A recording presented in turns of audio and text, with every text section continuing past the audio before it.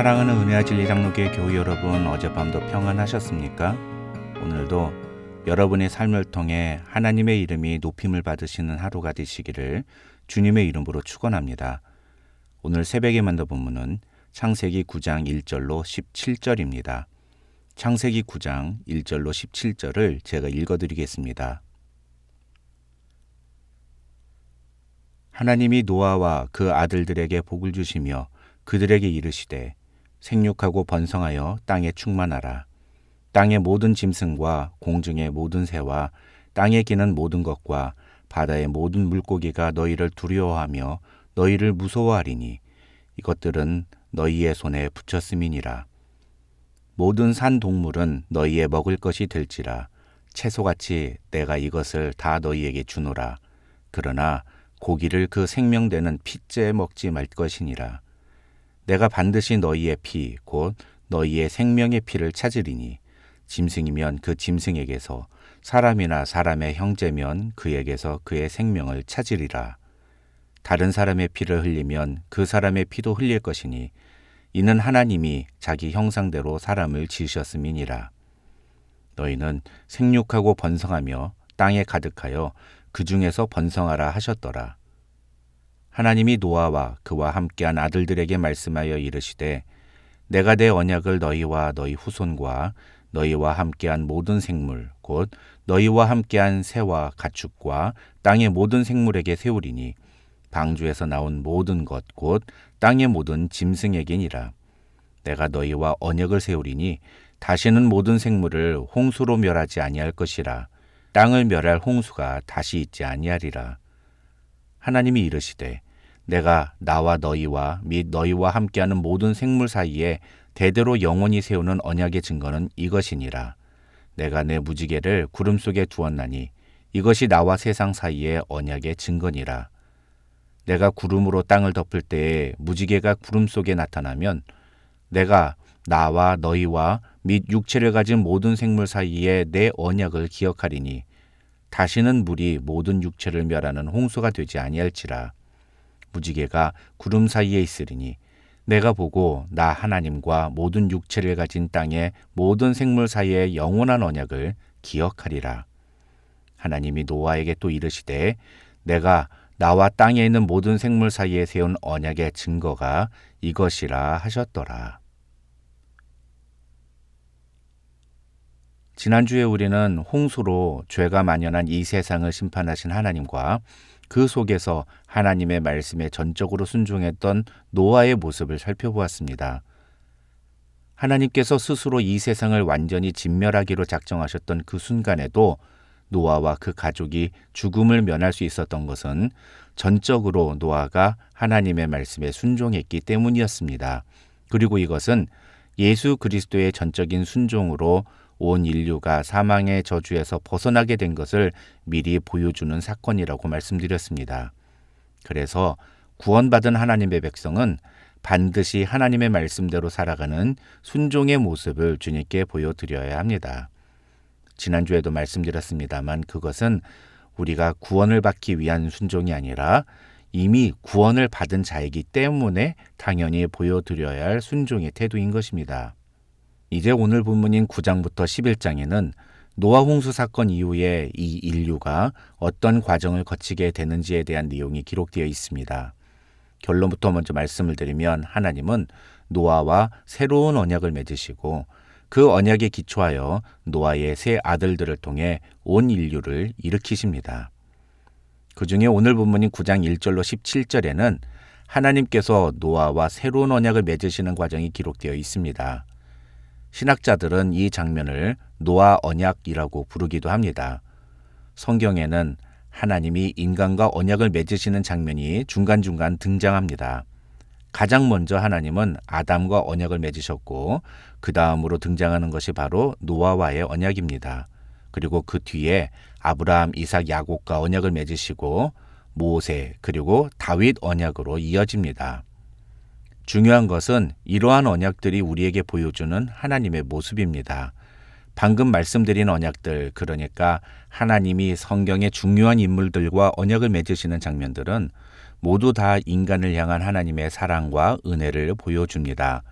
그리고 그 언약들은 하나님과 인간 사이의 관계가 어떤 것인지를 명확하게 보여줍니다. 그래서 이 언약의 관점에서 성경 전체를 이해하고 그 신앙을 추구하려는 것을 가리켜 언약 신학이라고 하며, 세인트 루이스 주에는 이 언약 신학을 중심으로 신학을 공부하는 신학교까지 있습니다. 그만큼 언약 신학은 성경에서 매우 중요한 주제들 중에 하나라고 할 수 있습니다.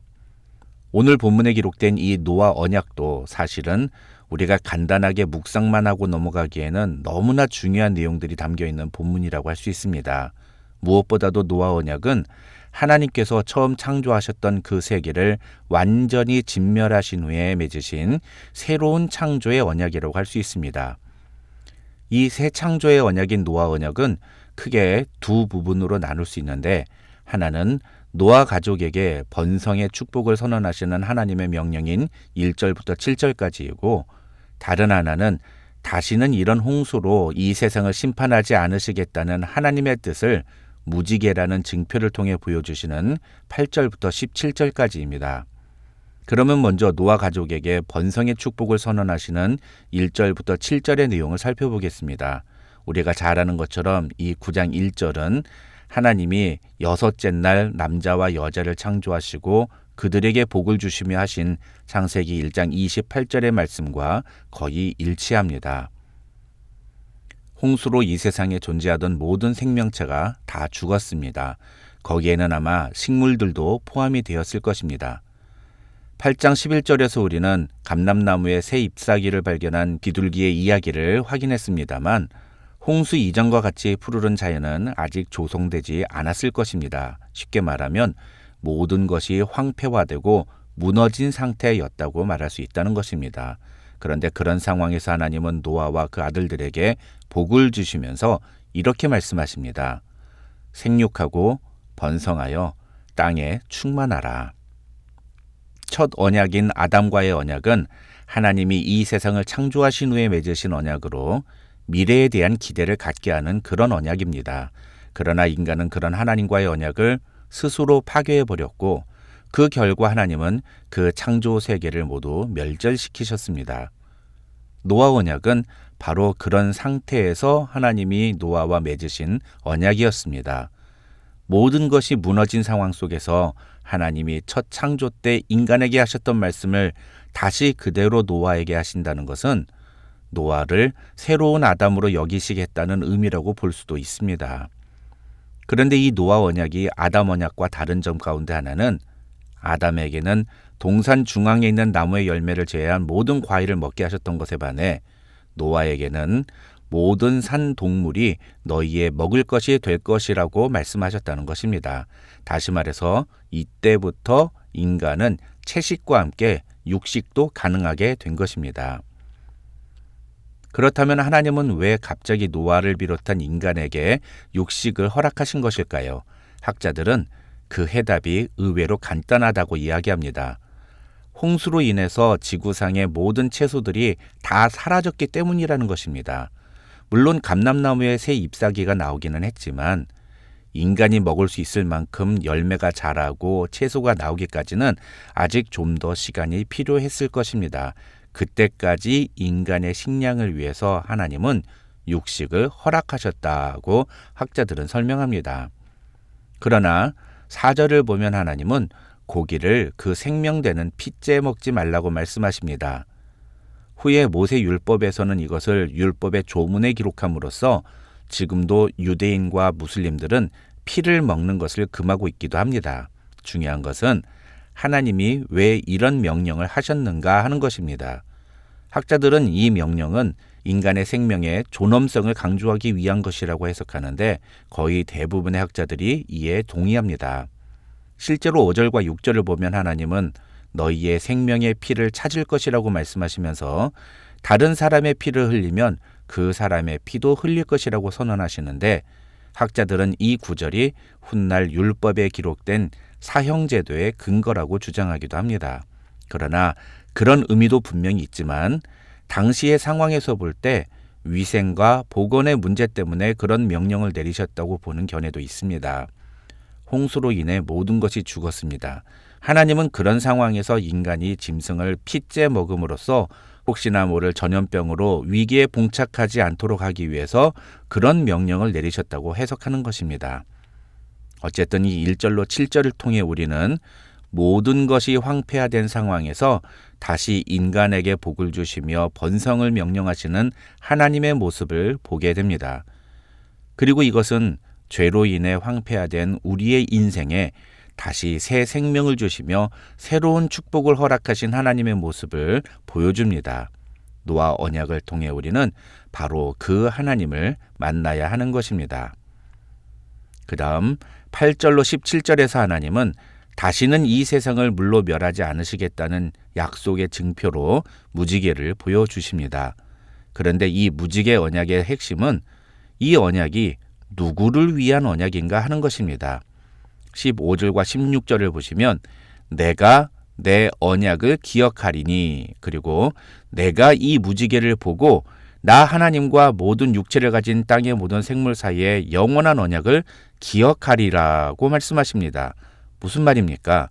이 무지개는 우리에게 보여주시는 언약의 증거가 아니라 하나님 당신이 우리와의 언약을 기억하시기 위한 증거라는 것입니다.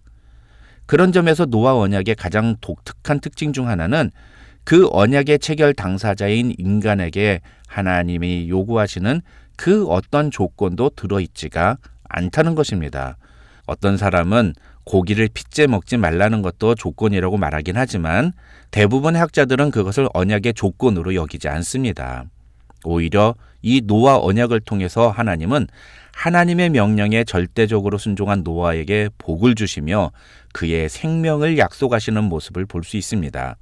그리고 무지개를 통해 이 약속을 하나님이 기억하시겠다고 말씀하시는 것입니다.